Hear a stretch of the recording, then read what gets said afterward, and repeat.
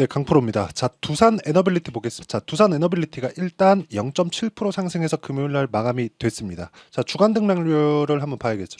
주말에는 1.16%. 뭐 한 강보합권에서 지난 주간은 마감이 됐. 근데 한 가지를 보셔야 돼요. 여기서 테마가 형성되고 있다는 점. 우리 두산, 보성, 파워텍. 상대적으로 두산 에너빌리티가 조금 약한 움직임을 보이고 있죠. 근데 두산 에너빌리티는 원전 관련주 중에서 유일하게 전통적인 강자다. 옛날에 이게 두산중공업이었어. 두산그룹에서 계속해서 지켜왔. 원래 원전에 대한 부분은 2010년을 넘어오면서 조금 안 좋아졌죠. 근데 그 전에는 한국 시장에서 몇 안 되는 그 성장 산업 중에 하나였습니다. 뭐 해외 수출도 많이 했고, 근데 여러 가지 이슈들이 있었죠.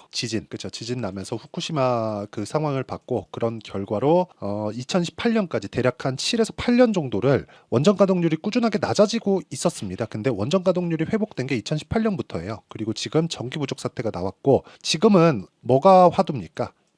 친환경을 따지면 뭘 해야 돼요? 탄소 배출이 나오지 않아야 돼요. 그렇죠? 근데 지금의 화석연료를 떼는 방식으로는 탄소 배출을 잡을 수가 없다. 어쩔 수 없죠.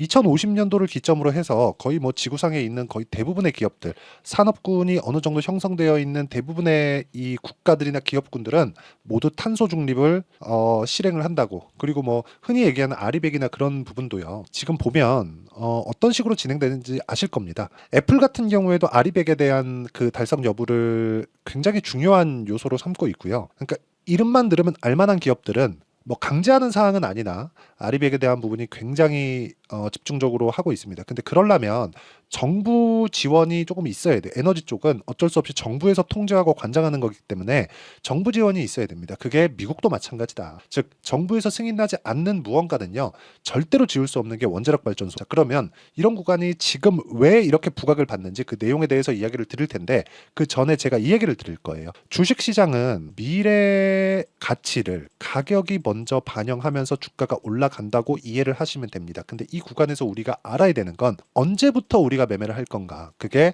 신고가 구간이다. 즉 돌파 구간에 있을 때다. 그래서 제가 두산 에너빌리티가 아직 신고가를 달성하지 않았지만 우리 기술 같은 경우에 신고가 구간에서 매매를 한 내용이 있고요. 두산 같은 경우에 제가 지난주에 매매해서 15% 정도의 수익을 얻고 매도한 이유가 있고요. 보성파워텍은 이 두 종목보다 약하기 때문에 매매를 아직 안 하고 있습니다. 그러면 보성파워텍이 추가적으로 올라오는 상황이 있을 때는 굳이 보성파워텍을 할 필요가 없죠. 원전 쪽에서 가장 강한 건 뭐예요? 두산 에너빌리티다. 그러면 우리가 두산 에너빌리티를 꾸준하게 공략을 해야 되는 부분이 있고요. 이런 부분에서 우리가 가격대를 이해했을 때 어떤 정도의 가격대 그리고 타점을 잡아야 되는지가 정말 중요합니다. 그래서 이야기를 드리려는 게 가격, 즉 타점에 대해서 잡자. 왜? 미래 가치를 가격에 먼저 반영하기 때문에 그렇습니다. 아직 신고가 구간에 들어가지 않았는데도 불구하고 제가 이렇게 말씀을 드리는 이유는 미래 가치를 반영하는 가격에 대한 이해가 반드시 되어야 되고요. 그런 부분에 대해서 이해를 했을 때 우리가 어느 정도까지 매매를 할 수 있는지를 보여드리겠습니다. 자, 내용 보시면 제 계좌 수익률입니다. 자동일지 차트 수익률 비교 차트 화면이고요. 키움증권의 1694번 화면입니다. 키움증권을 사용하시는 분들은 이 화면을 한번 보시면 되고요. 올해 들어서 24년 1월 1일부터 5월 25일까지 내 계좌 수익률은 457%입니다. 그리고 이 내용을 달성하기 위해서는 제가 신고가 구간만을 공략했다는 점이 중요합니다. 그러면 어떻게 공략했길래 저 정도의 상황을 발생시킬 수 있는지 보겠습니다.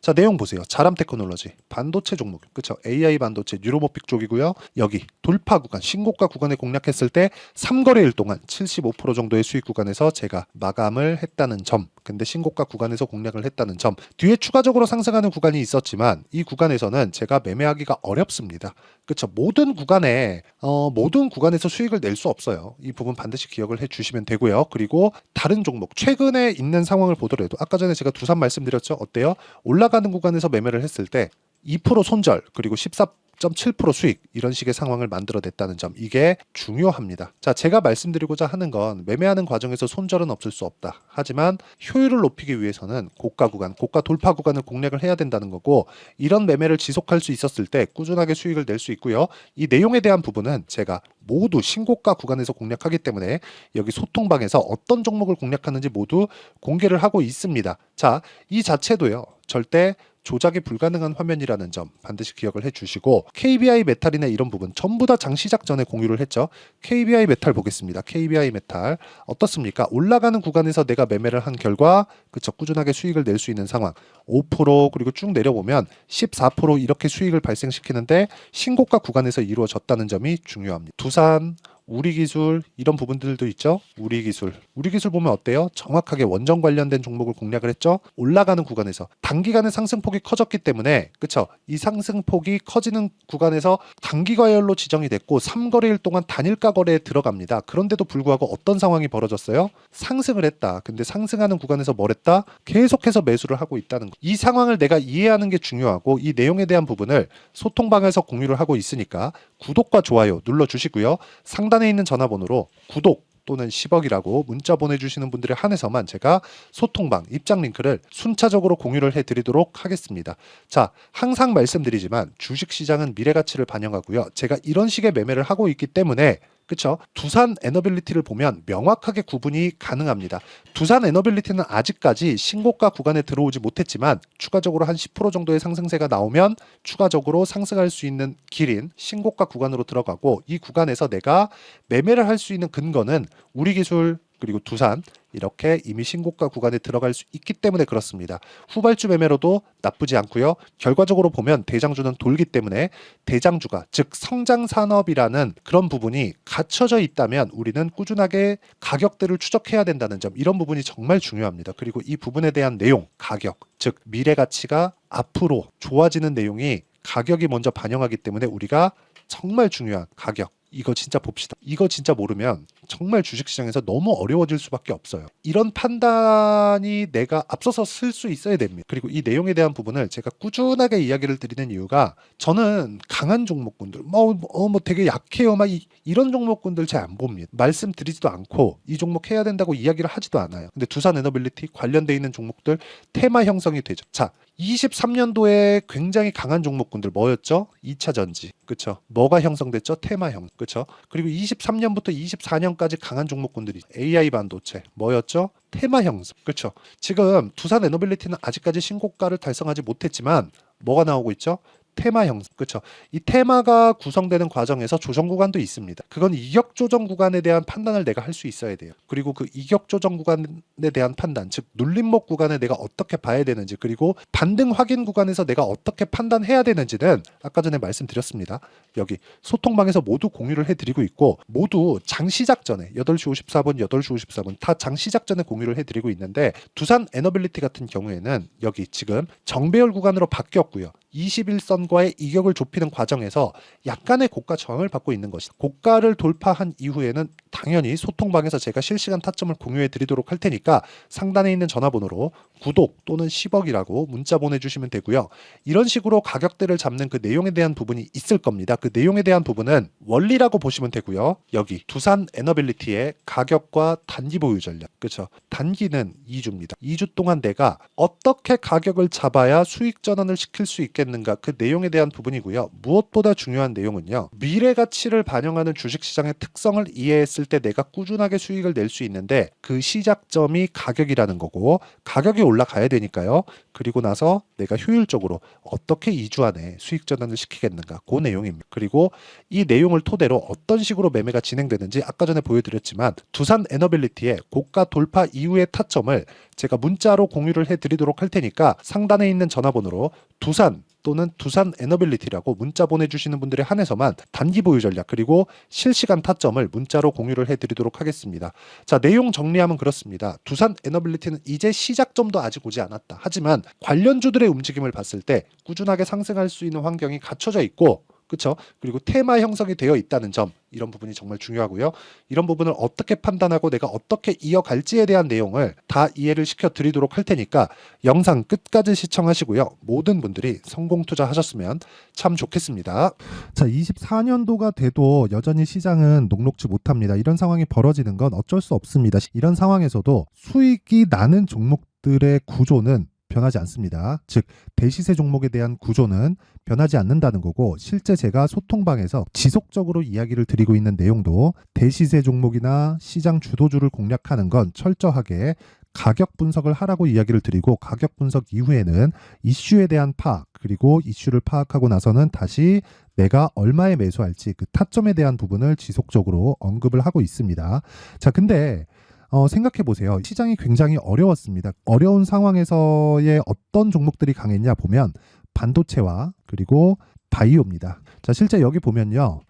HLB에 제가 실제 매매한 내용을 띄워놓고 보여드리고 있는데 1월 22일부터 매매를 시작해서 4일 동안 31%의 수익 마감이 됐고요. 그리고 여전히 신고가 종목입니다. 자, 그리고 그 다음 어보브 반도체 이름을 보시다시피 반도체 종목이죠. 그리고 AI 반도체는 지속적으로 강세를 보이고 있습니다. 이 종목도 신고가를 먼저 달성한 이후에 제가 21%의 단기간에 21%의 큰 수익을 내고 마감이 됐습니다. 다시 재공략을 준비하고 있고 이런 부분은 소통방에서 다 공유를 해드립니다. 자, 그리고 코세스. 자, 코세스 같은 종목도 당연히 그쵸 신고가 종목이고요. 그리고 반도체 종목입니다. 이 종목도 영업일 기준에서 이틀 동안 대략 한 15%의 수익 마감이 됐습니다.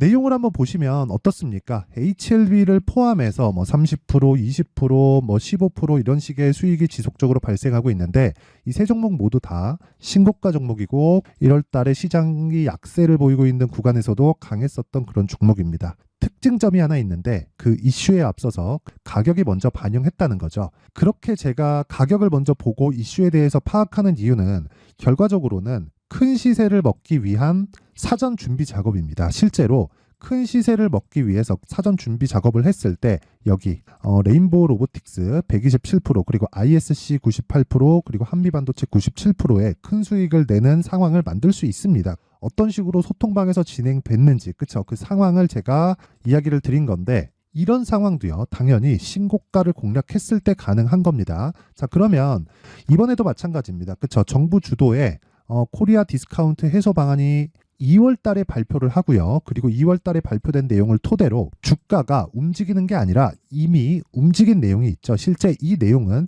크게 중요한 게 아니라는 겁니다.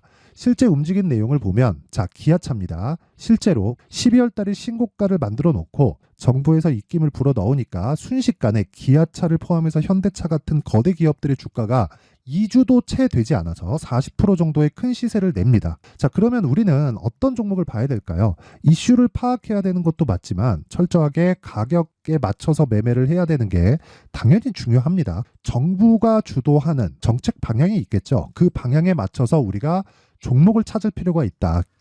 자, 그러면 답이 나왔습니다. 정부가 주도하는 방향에 맞춰서 제2의 기아차를 찾는 게 지금은 중요하다. 근데 정부 정책의 방향에 맞게 가자.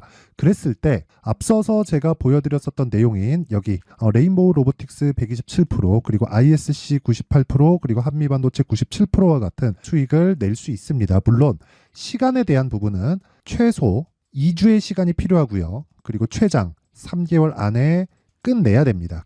자, 기아차의 시세를 보셨던 것과 같이 2월 달에 정부 정책의 방향이 결정되고요. 바로 3월 달이면 시행입니다. 자, 그러면 우리는 거기에 맞춰서 당연히 종목을 찾아야 되고 제가 제2의 기아차를 찾아놨습니다. 제가 아까 전에 소통방에서 이야기를 드렸었던 내용 다 공개를 해드렸는데 그 내용처럼 종목만 받고 싶다 하시는 분들은요. 상단에 있는 제 전화번호로 대시세 자, 대시세라고 문자를 보내주시면 정부 정책의 방향에 맞는 종목을 모든 분들에게 무료로 공개를 해드리도록 하겠습니다. 자, 제가 원하는 건 채널 성장이 목적입니다. 자, 그래서 구독과 좋아요 꼭 좀 부탁드리고요. 모든 분들이 정부 정책에 맞는 방향으로 매매를 이어가서 큰 수익 보셨으면 좋겠습니다.